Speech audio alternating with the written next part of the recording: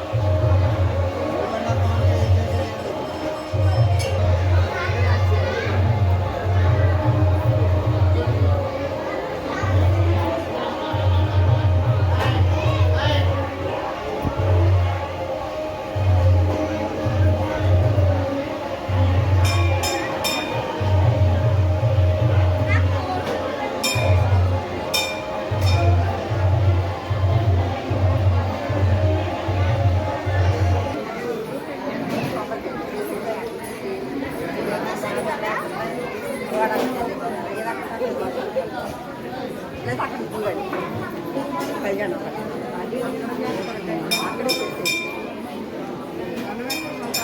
ఎదుర్కొని వెళ్ళాలి కమ్మా.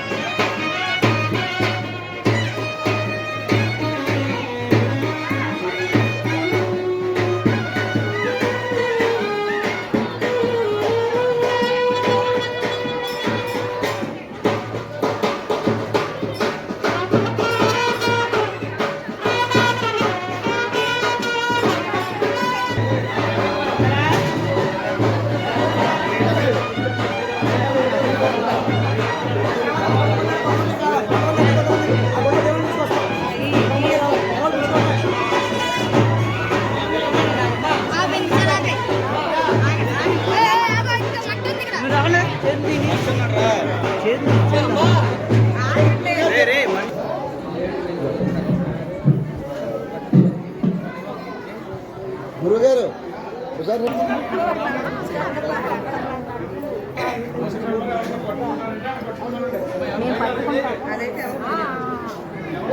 అదైతే మీరు కాదు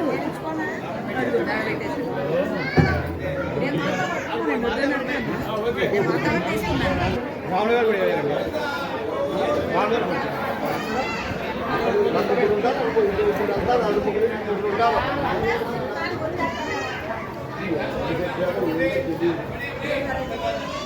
అరే జాగేశ్వర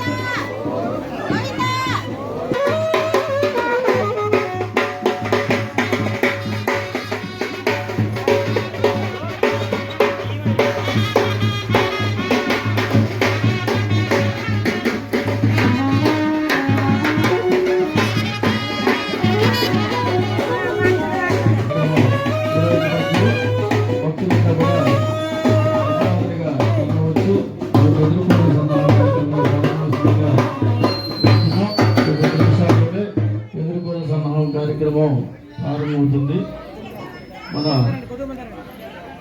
ఆలయ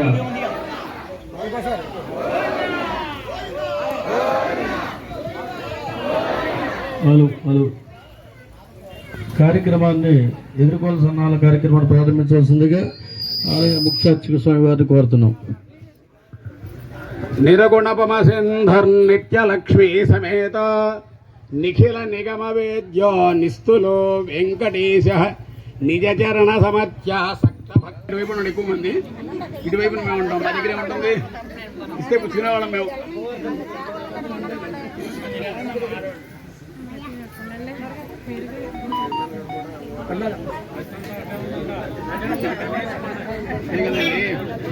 కలియుగంలో స్త్రీ చిత్తం పురుషుని భాగ్యం అని